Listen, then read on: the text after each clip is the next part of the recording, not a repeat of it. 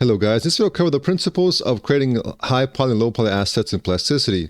I'm going to use this thing we made last time as a demonstration. So let's say this is the high poly object. Let's say, for example, this is your high poly, right? How do we turn this into a low poly? Well, first thing we want to decide, guys, what the low poly will be. And this, of course, depends on the quality of the asset and what platform you're going for, and basically how detailed do you want the low poly to be. So, for example, do you want this to be part of the low poly, or do you want that to be baked completely? Same for this right here. Like, do you want this to be just like kind of baked in there, or do you want this to be a separate asset? And things like that. All right. So also, if it's going to be animated, let's say, for example, in the game, it's going to be animated. You want to keep this as a separate object. Whereas if it's not going to be animated, like rotating open or something, you can just keep this as a one object. All right. So we're going to go ahead and say this is our high poly. We're going to go ahead and Shift D and move that up, and we'll make our low poly right here. All right. So first thing I'll do is I'll just go ahead and delete the left half here. All right. We just go like that, for example. All right. So let's say, for example, I want the low poly for this just to be this simple cylinder right here. All right. So I can just go ahead and actually delete that. And then, of course, I'll select these two faces, delete that.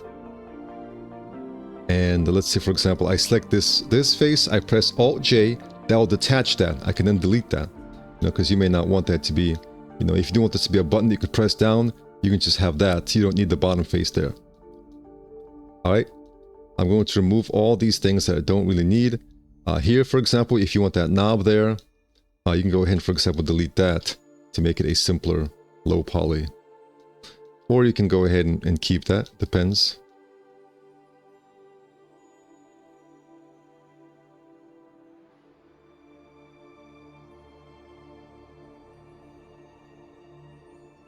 Let's say I'm going to go ahead and delete all this here. All right, keep it simple. And guys, we can also delete this right here. So to select kind of a loop of pivoted faces, hold down Alt and then select that, and then Shift Alt, then delete that right there. Same for this, for example, right? Keeping things very simple.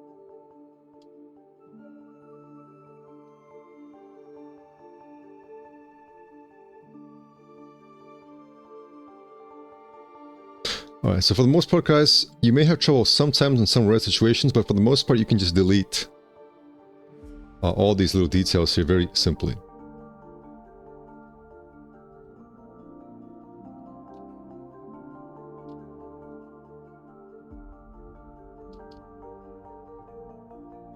Even this right here. Let's see here. So for the most part, guys, Plasticity is very flexible in what you can delete.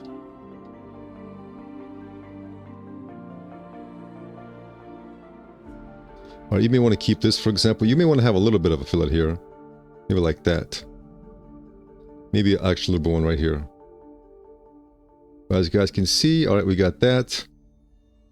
As for this, we can just delete all that. That's not part of the low poly. And this we can union together, guys.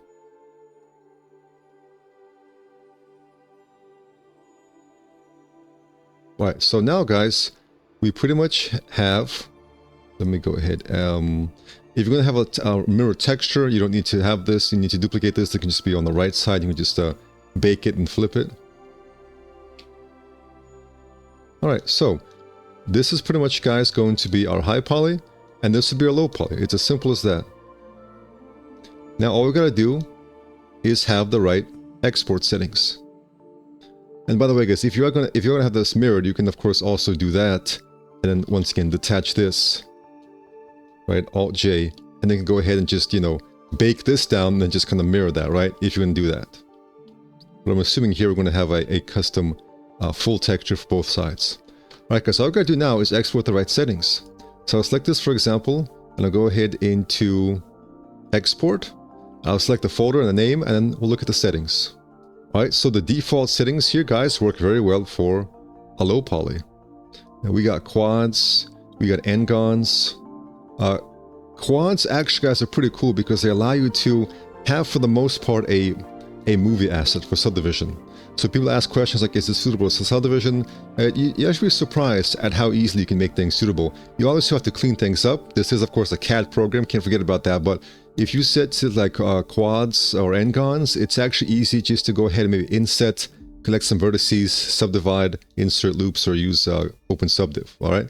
But this right here, guys, settings for a low poly right here. All right.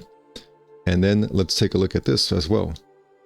Once again, here, and then export. All right, and once again, guys, we have some pretty nice default settings for a low poly, but you may want to decrease this even more. Let's try, for example, 0.1.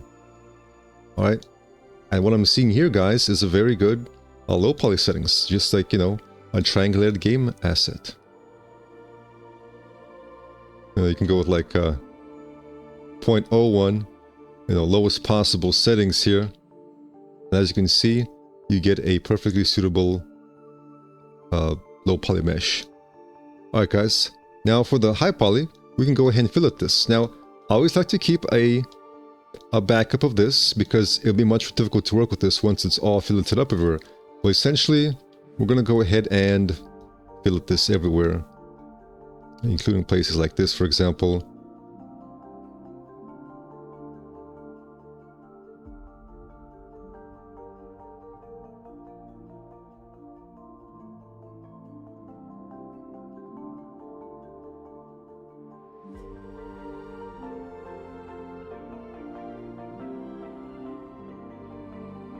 Typically don't want things to be too deep in here when you're just doing a baking.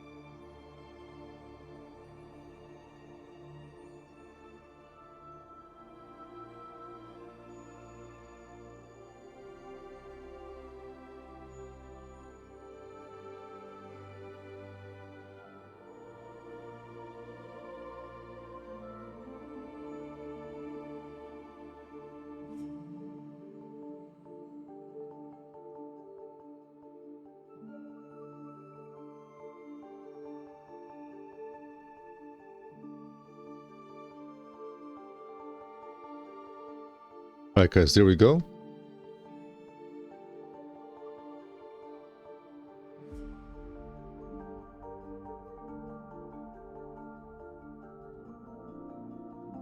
So now we have this high poly, which is more workable.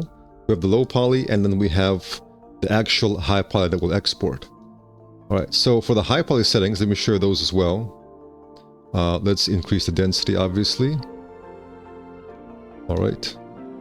Well, actually, yes, I should also go ahead and fillet this part right here, but I'm not going to actually bake it right now. I'm just going to bake this main part here. All right, guys, this is these are the high poly settings. As you can see, very simple, just increase density. I'll go ahead and export that. All right, now I'll go ahead and go into 3ds Max, which will show you the basic baking setup. Okay, so Max, all I've got to do is you select your low poly object right here. You apply a projection modifier on it. You click right here, pick list, and you pretty much pick all the other objects that will be on here. So all of the high poly objects we have right here. Right? You go into cage. You can either create a custom cage or just use a default push amount here and just like push out by 10 or 20, something like that. I'll push out the cage here. You can see how it's being pushed out right here. Right?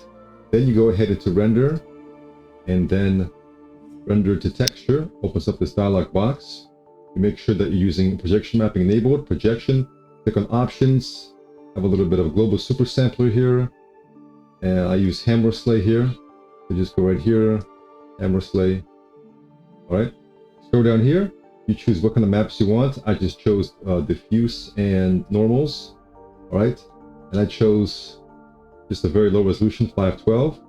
Then you're just going to go ahead and click on render and render them out. Right? And so here I'm showing you how the diffuse looks like, and then the normal map right here.